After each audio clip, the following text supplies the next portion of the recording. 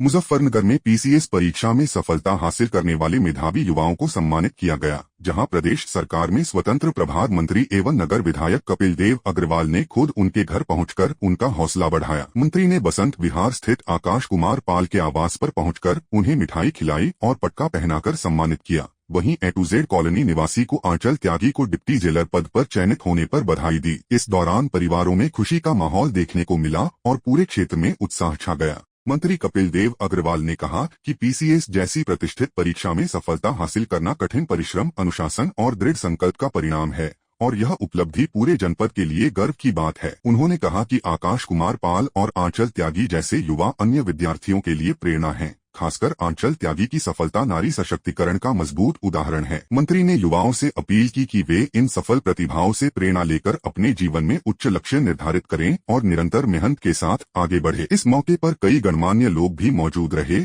और सभी ने सफल अभ्यर्थियों के उज्जवल भविष्य की कामना की। मुजफ्फरनगर के जगदीश नगर जानसठ रोड स्थित लाला जगदीश प्रसाद सरस्वती विद्या मंदिर इंटर कॉलेज में स्कूल चलो अभियान 2026 का भव्य शुभारंभ किया गया, जहां प्रदेश सरकार में मंत्री कपिल देव अग्रवाल ने कार्यक्रम में सहभागिता करते हुए जागरूकता रैली को हरी झंडी दिखाकर रवाना किया। इस अवसर पर वीडियो कॉन्फ्रेंसिंग के माध्यम से योगी आदित्यनाथ का प्रेरणादायी संबोधन भी हुआ, जिसमें उन्होंने सभी को शिक्षा के प्रति जागरूक होने और हर बच्चे को विद्यालय से जोड़ने का संदेश दिया। कार्यक्रम के दौरान नए शैक्षणिक सत्र के तहत छात्र छात्राओं को पाठ्य पुस्तकों का वितरण किया गया। साथ ही निपुण विद्यालयों और निपुण विद्यार्थियों को प्रमाण पत्र देकर सम्मानित किया गया। इसके अलावा जनपद में उत्कृष्ट कार्य करने वाले शिक्षकों और शिक्षिकाओं को भी सम्मानित कर उनके योगदान की सराहना की गई। इस कार्यक्रम में मंत्री अनिल कुमार, जिला पंचायत अध्यक्ष वीरपाल निर्वाल, नगर पालिका चेयरपर्सन मीनाक्षी स्वरूप सहित कई जनप्रतिनिधि और गणमान्य लोग उपस्थित रहे। अपने संबोधन में मंत्री कपिल देव अग्रवाल ने कहा कि हम सभी का कर्तव्य है कि हर बच्चे को शिक्षा की मुख्य धारा से जोड़े और एक शिक्षित, सशक्त एवं समृद्ध समाज के निर्माण में अपनी भागीदारी सुनिश्चित करें। स्कूल चलो अभियान जो 1 अप्रैल से ये नया शुरू हुआ है, आदरणीय मुख्यमंत्री योगी आदित्यनाथ जी ने प्रदेश के सभी विद्यालयों से, शिक्षकों से, माता पिताओं से, जनप्रतिनिधियों से सबको ये एक तरीके से संदेश देने का काम किया कि पूरे प्रदेश के अंदर एक भी बच्चा जो विद्यालय जाने योग्य है वो बिना विद्यालय के, बिना स्कूल के नहीं रहेगा। ये आह्वान उन्होंने किया है चूंकि आदरणीय मुख्यमंत्री के नेतृत्व में पिछले 9 वर्ष के अंदर एक क्रांतिकारी परिवर्तन प्रदेश के अंदर हुआ है। सब बच्चों जूते, मोजे, पुस्तकें, बढ़िया इंफ्रास्ट्रक्चर स्कूलों का, बढ़िया टीचर्स, लगभग 2.25 लाख टीचर्स की भर्ती उत्तर प्रदेश के अंदर हुई है। सर्व शिक्षा अभियान के अंदर पीएमसी विद्यालय, अटल आवासीय विद्यालय, ये सब विद्यालय बने हैं और कम्पोजिट विद्यालय अलग से बन रहे हैं। सारे विद्यालयों का कायाकल्प हुआ है, तो निश्चित रूप से शिक्षा के क्षेत्र में एक बड़ी छलांग। और आदरणीय मुख्यमंत्री चाहते हैं कि हमारे बच्चों का सर्वांगीण विकास हो, वे राष्ट्र भक्त हो, उनको देश के प्रति प्रेम और श्रद्धा हो, आने वाली मुश्किल परिस्थितियों का, देश में आने वाले संकटों का ये लोग सामना कर सके और 2047 तक जो विकसित राष्ट्र बनना है उस विकसित राष्ट्र की कल्पना, यानी बच्चों की नींव अभी से मजबूत होगी तो विकसित राष्ट्र बनने का संकल्प और सपना हमारा पूरा होगा। बच्चों का सर्वांगीण विकास के साथ आज का ये कार्यक्रम मैं सभी को बधाई। देखिए, सब स्कूलों की अलग व्यवस्था रहती है, उन स्कूलों में खर्चे भी ज्यादा होते हैं, उनका फी का स्तर भी ज्यादा होता है, उनकी टीचर का स्टाफ भी महंगा होता है, लेकिन उसके बावजूद भी सरकार का निर्देश है कि किसी भी प्रकार का बच्चा, माता पिता का, गार्जियंस का शोषण ना हो। अगर कोई शिकायत करता है तो फिर कार्रवाई होती है, अगर कोई शिकायत करता है तो फिर कार्रवाई होती है। मुजफ्फरनगर में पश्चिम एशिया में जारी युद्ध के खिलाफ शांति की मांग को लेकर जोरदार प्रदर्शन देखने को मिला, जहां शांति सेना के बैनर तले सैकड़ों ग्रामीण महिलाओं ने कचहरी परिसर में धरना देते हुए युद्ध नहीं, शांति चाहिए के नारे बुलंद किए। इस प्रदर्शन का नेतृत्व शांति सेना के अध्यक्ष मनीष गुप्ता एडवोकेट ने किया, जिन्होंने अपने संबोधन में कहा कि आज दुनिया भर में पूंजीवादी सोच के चलते शक्तिशाली देश कमजोर राष्ट्रों के संसाधनों पर कब्जा करने की कोशिश कर रहे हैं, जिससे वैश्विक स्तर पर अस्थिरता, महंगाई और असुरक्षा का माहौल बन गया है। उन्होंने कहा कि पश्चिम एशिया में जारी संघर्ष ने हजारों निर्दोष लोगों की जान ले ली है, जिसमें महिलाएं और बच्चे भी शामिल हैं और स्कूलों व अस्पतालों तक को निशाना बनाया जा रहा है। शांति सेना ने इस युद्ध में मारे गए लोगों के प्रति संवेदना व्यक्त करते हुए उनकी आत्मा की शांति के लिए प्रार्थना की और भारत सरकार से अपील की कि वह अपनी विदेश नीति में तटस्थ रुख अपनाते हुए विश्व शांति की दिशा में ठोस पहल करे। इस दौरान प्रदर्शन में शामिल महिलाओं और कार्यकर्ताओं ने एकजुट होकर शांति और मानवता के समर्थन में अपनी आवाज बुलंद की। मैं मनीष गुप्ता, सोशल एक्टिविस्ट और शांति सेना का अध्यक्ष। जो आज का विषय है, जो दुनिया में और पश्चिमी एशिया में जो युद्ध की विभीषिका छाई हुई है और पूरी दुनिया परेशान है और कभी भी विश्व युद्ध की ओर जा सकती है, तो शांति सेना ने अपना ये कर्तव्य समझा, क्योंकि हम गांधी, बुद्ध, ईसा मसीह इनके सिद्धांतों पे चलते हैं शांति के, तो शांति की मांग की अपील करते हुए आज हमने ये यहाँ पे एक धरना दिया। और जो बेंजामिन नेतन्याहू हैं, इजराइल और डोनाल्ड ट्रंप, जो have brought death and destruction to Asia and economy, havoc on the whole world by launching an all-conceived illegal war on Iran on February 28. We condemn it. हम चाहते हैं, America Israel को क्या ये अधिकार है कि खुद वो एटम बम रख रहे हैं, परमाणु बम रख रहे हैं, कि दूसरे देशों पे वो बाध्यता दे। नंबर 2, ईरान ने कभी नहीं कहा कि मैं परमाणु बम बनाऊंगा। ईरान की और उनकी ट्रीटी चल रही थी, बातचीत चल रही थी। बातचीत के बीच में ही, और वो अंतिम हल तक जानी थी, लेकिन उसने अचानक अटैक किया उस पर। तो जो आपका प्रश्न है उसका कोई आधार नहीं है। दूसरे किसी देश को, जो सॉवरेन कंट्री है, उसे कुछ भी बाउंड करने का अधिकार नहीं है। हाँ, पहले वो अपने परमाणु हथियार खत्म करे, then he is in position to speak. दूसरी बात यह है कि अभी इजराइल ने गाजी में महिलाओं को, बच्चों को भूखा मार के उन पे हमले करके, ये तो एक वार क्राइम है जो कि इंटरनेशनल लॉज के अगेंस्ट है। तो इन तमाम हालतों में ये एक तरह की दादागिरी और गुंडागर्दी है, और केवल इसलिए है कि दूसरे देशों की संपदा को, संसाधनों को अपने कब्जे में किया जाए।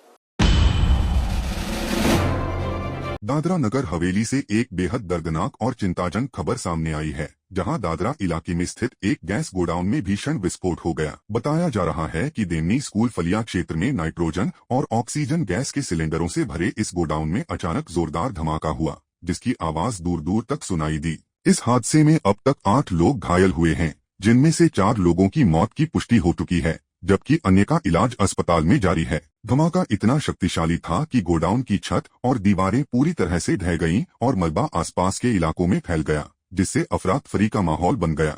सबसे चिंता की बात यह रही कि इस गोडाउन के पास ही एक स्कूल स्थित है, जिससे बड़ा हादसा होने का खतरा और भी बढ़ गया था। घटना की सूचना मिलते ही प्रशासन और फायर ब्रिगेड की टीमें मौके पर पहुंची और राहत बचाव कार्य तेज कर दिया गया। फिलहाल हादसे के कारणों की जांच की जा रही है। वहीं प्रशासन घायलों के इलाज और स्थिति को नियंत्रित करने में जुटा हुआ है। वो सुबह हुई। हाँ। सुबह 9:15 को हुई। हाँ। क्या हुआ? वो सुबह 9:15 को ब्लास्ट हुआ। हाँ। ब्लास्ट हुआ, इधर बच्चे लोग जा रहे थे, सब निकल गए थे। 2-4 गाड़ी वाले को भी लगा, 4-5 गाड़ी वाले को भी लगा है, और 10-15 मिनट तो दिखाई नहीं गया। इतना बड़ा ब्लास्ट हुआ कि आखा मकान हिल गया, ये सब उड़ा। और आपके घर को क्या नुकसान? हमारे घर को ये सब बारी दरवाजा, गाड़ी रखा है उसका कांच बाज सब शीशा टूटा है, सब दब गया है। कोई घायल हुआ या ऐसा कुछ हुआ? हमारे यहाँ कुछ घायल नहीं, बच्चे थे ही नहीं। हाँ। सुबह हम ही थे, अभी कैसे खड़ा है ऐसा, सुबह हम इधर खड़ा था, वो अंदर गिरा था। इधर जो खड़ा होता तो हम उड़ जाता था। आजू बाजू कोई स्कूल है ऐसा कुछ? आजू बाजू स्कूल है, स्कूल में बच्चे भी थे। ये 5 किलोमीटर दूर उसका धड़ाका हुआ तो सब उधर से इधर तब भाग के इधर देखने आया। कौन सा इलाका है ये देवनी स्कूल फड़िया है। ये गैस एजेंसी यहाँ पे चल रही थी, ऑक्सीजन सप्लाई करती थी, वेरियस गैसेस सप्लाई करती थी। किस गैस की वजह से हुआ है उसकी इंक्वायरी अभी चल रही है। जब तक इंक्वायरी नहीं हो हम लोग कुछ भी इसमें डेफिनेटली नहीं आप लोगों को बता पाएंगे। करीब 8 लोगों को हॉस्पिटल शिफ्ट किया गया है। फर्दर इंक्वायरी हो रही है। इंक्वायरी के बाद आप लोगों को प्रेस कॉन्फ्रेंस के माध्यम से सूचना दी जाएगी। पश्चिम बंगाल में चुनावी माहौल के बीच सुरक्षा को लेकर बड़ा फैसला सामने आया है। चुनाव आयोग ने चुनाव नतीजों के बाद संभावित हिंसा को रोकने के लिए राज्य में केंद्रीय सुरक्षा बलों की 500 कंपनियां तैनात करने का ऐलान किया है। दरअसल पिछले चुनावों के बाद बंगाल में बड़े पैमाने पर हिंसा देखने को मिली थी, जिसे देखते हुए इस बार आयोग कोई भी जोखिम लेने के मूड में नहीं है। इस फैसले के साथ ही राजनीतिक गतिविधियां भी तेज हो गई हैं। इसी बीच बीजेपी नेता दिलीप घोष ने अपना नामांकन दाखिल किया, जहां पार्टी कार्यकर्ताओं में जबरदस्त उत्साह देखने को मिला। ढोलनगाड़ों के साथ जश्न मनाते कार्यकर्ता सड़कों पर नजर आए और पूरे इलाके में चुनावी रंग साफ दिखाई दिया। अब सभी की नजर इस बात पर है कि कड़ी सुरक्षा व्यवस्था के बीच चुनावी प्रक्रिया कितनी शांतिपूर्ण रहती है और परिणामों के बाद हालात किस दिशा में जाते हैं। उत्तर प्रदेश के मुख्यमंत्री योगी आदित्यनाथ अपने 2 दिवसीय दौरे पर वाराणसी पहुंचे, जहां उन्होंने सबसे पहले बाबा श्री काशी विश्वनाथ मंदिर और काल भैरव मंदिर में विधि विधान से पूजा अर्चना कर प्रदेश की खुशहाली की कामना की। इसके बाद मुख्यमंत्री ने शिवपुर स्थित कंपोजिट विद्यालय पहुंचकर स्कूल चलो अभियान की औपचारिक शुरुआत की। इस अभियान के तहत उन्होंने बच्चों को स्कूल बैग, किताबें और अन्य शैक्षणिक सामग्री वितरित की और उन्हें नियमित रूप से विद्यालय आने के लिए प्रेरित किया। मुख्यमंत्री ने कहा कि प्रदेश सरकार शिक्षा के क्षेत्र में लगातार सुधार और विस्तार के लिए प्रतिबद्ध है और हर बच्चे तक गुणवत्तापूर्ण शिक्षा पहुंचाना सरकार की प्राथमिकता है। उन्होंने अभिभावकों से भी अपील की कि वे अपने बच्चों को शिक्षा से जोड़ें और उनका भविष्य उज्जवल बनाएं। इस दौरान स्कूल परिसर में बच्चों और शिक्षकों में खासा उत्साह देखने को मिला। मुख्यमंत्री ने अधिकारियों को निर्देश दिए कि अभियान को प्रभावी तरीके से चलाया जाए ताकि कोई भी बच्चा शिक्षा से वंचित न रहे। कुल मिलाकर काशी में मुख्यमंत्री का यह दौरा जहां धार्मिक आस्था से जुड़ा रहा, वहीं शिक्षा के क्षेत्र में जागरूकता और विकास का संदेश भी देता नजर आया। केरल में चुनावी माहौल तेज होता नजर आ रहा है, जहां प्रधानमंत्री नरेंद्र मोदी 4 अप्रैल को एनडीए के चुनाव प्रचार के लिए राज्य के दौरे पर पहुंच रहे हैं। इस दौरान वह तिरुवल्ला में एक बड़ी जनसभा को संबोधित करेंगे। वहीं तिरुवनंतपुरम में भव्य रोड शो कर जनता से सीधा संवाद भी करेंगे। इस कार्यक्रम में भाजपा के कई वरिष्ठ नेता भी मौजूद रहेंगे और प्रधानमंत्री पार्टी उम्मीदवारों से मुलाकात कर चुनावी रणनीति को धार देंगे। माना जा रहा है कि 9 अप्रैल को होने वाले मतदान से पहले पीएम मोदी का यह दौरा केरल में एनडीए के पक्ष में माहौल को और मजबूत करेगा। उनके कार्यक्रमों से राज्य की राजनीति में हलचल बढ़ गई है और कार्यकर्ताओं में भी खासा उत्साह देखने को मिल रहा है। अब देखना होगा कि इस दौरे का चुनावी नतीजों पर कितना असर पड़ता है।